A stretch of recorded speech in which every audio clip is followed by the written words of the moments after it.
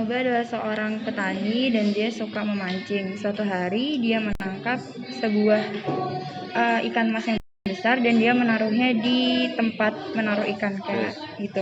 Nah, kemudian dia pergi ke hutan terdekat untuk mengumpulkan kayu bakar. Setelah dia kembali, dia menemukan ikan emas itu sudah berubah menjadi seorang wanita yang cantik dan bakat. Cantik ditambahin. Cantik seperti saya. Oh ya, cantik, ganteng berarti. Ganteng seperti Pak Zen. Dan bakatnya sudah penuh terisi dengan koin emas. Toba jatuh cinta kepada wanita tersebut dan ingin menikahinya. Wanita tersebut menerimanya, tapi dengan satu syarat. Dia bilang ke Toba, yaitu, kamu boleh menikahi aku jika kamu berjanji ke anak kita nggak ngasih tahu kalau dulunya aku adalah seorang ikan. Kalau kamu merusak perjanjian ini, bencana besar akan terjadi. Dia setuju dengan syaratnya dan keduanya menikah. Setahun kemudian, mereka diberkahi dengan seorang anak namanya Samosir. Suatu hari Samosir diminta tolong oleh ibunya untuk ke father's farm, ke kebun ayahnya, membawa makan siangnya. Selama Samosir jalan menuju ke kebun ayahnya, dia lapar, kemudian dia makan siang ayahnya. Setelah dia sampai ke lahan ayahnya sudah sangat lapar. Samosir berkata kepada ayahnya kalau dia sudah memakan makan siangnya. Toba sangat marah dan dia bilang dengan penuh emosi, kamu adalah anak dari seorang ikan. Samosir menangis, kemudian dia lari ke gunung atas perintah dari ibunya. Di apa ini namanya Pak bahasa Indonesia tuh? Lereng. Di lereng terjadi telah ada geluduk gempa yang besar diikuti dengan hujan yang tidak berhenti dan membanjiri kampung. Seluruh kampung sudah tertutup dan menjadi danau Toba. Ibunya berubah menjadi ikan lagi dan Toba meninggal. Sekian, terima kasih. Long time ago, there was a couple who had no children. Pada dahulu kala ada sepasang kekasih yang tidak memiliki anak. They asked Buto Ijo to give them a child. Mereka meminta Buto Ijo untuk memberikan mereka seorang anak. Their request was granted. Permintaan mereka dikabulkan.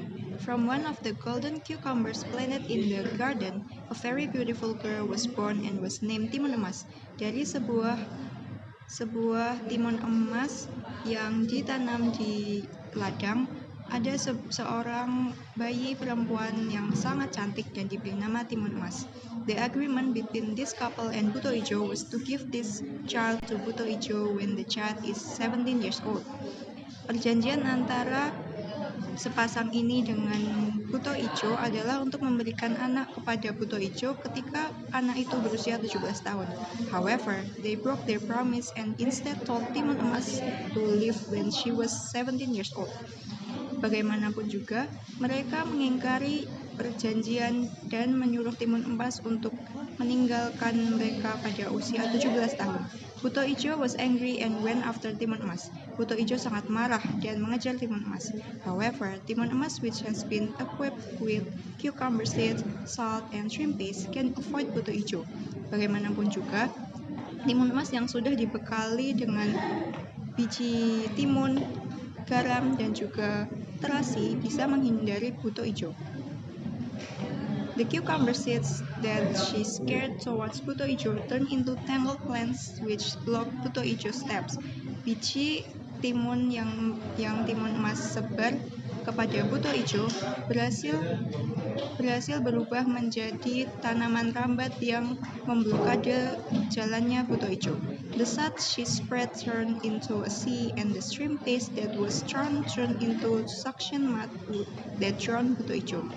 Garam yang dia sebar berubah menjadi laut, dan terasi yang dia lempar berubah menjadi menjadi lumpur yang menenggelamkan buto ijo. Timun Emas was able to return home safely and gathered with her parents who loved her. Timun Emas berhasil kembali ke rumah dengan selamat dan kembali kepada orang tua yang mencintainya. Time ago, pada zaman dahulu, there was a couple who had no children. Ada pasangan yang tidak memiliki anak. They asked Buto Ijo to give them a child. Mereka meminta Buto Ijo untuk memberikan mereka anak.